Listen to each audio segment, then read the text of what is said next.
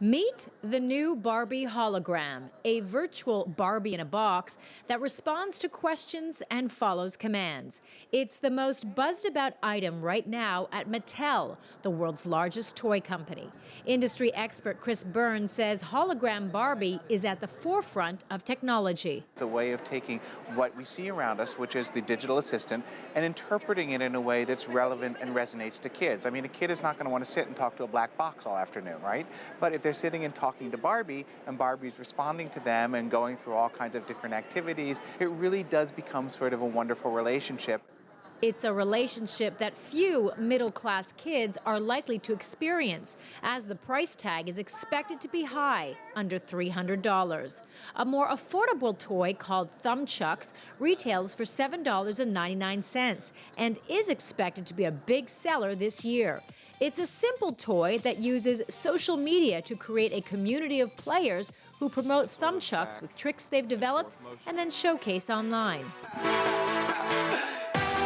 By posting a lot of content ourselves of cool different tricks filmed by the pros, we can engage with the customers and encourage them to do similar videos to post online using the hashtag Thumbchucks. New York's annual toy fair showcases the latest offerings of over 1,000 toy companies, large and small. Among the hot trends, movie-related toys.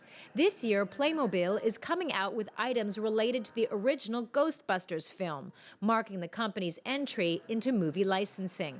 Lego has 13 sets for the new Batman film and some for the upcoming Cars 3 movie. Lego's Boost, a robotics program that lets you interact with a hissing and purring cat, is expected to be a hit. But the smart toy that Byrne is most excited about, so the toy is the controller for the mobile and tablet game, is Tommy's Light Seekers, marketed as a fusion of fantasy and reality. It's a combination of a lot of play patterns. It's a trading card game. It's an action figure property. It's an online game. It's a video game. It's totally immersive for kids, and it really is amazing, just one moment after the next. Tech is always a hot theme at the New York Toy Fair, but the Toy Industry Association says there's also strong demand for classic toys like puzzles, games, and dolls. I think that families really want the opportunity to disconnect from their devices and sit down and just connect over games and puzzles and face-to-face play.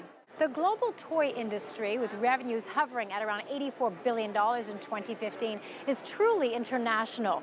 The United States is the industry's largest market, but the majority of the toys Americans consume are manufactured abroad, with China being the world's biggest exporter, accounting for almost $43 billion worth of toys. Burns says the Trump administration's talk of tariffs on imports has put the industry on edge. There is virtually no domestic toy manufacturing in the U.S. We are an interdependent global business. So to add those tariffs is to increase prices by whatever percent the tariff is, and that's going to be passed on to the consumer. An increase in prices would likely lead to a drop in sales, and that could be game over for some of the smaller toy companies at fairs like this. Karina, CGTN, New York.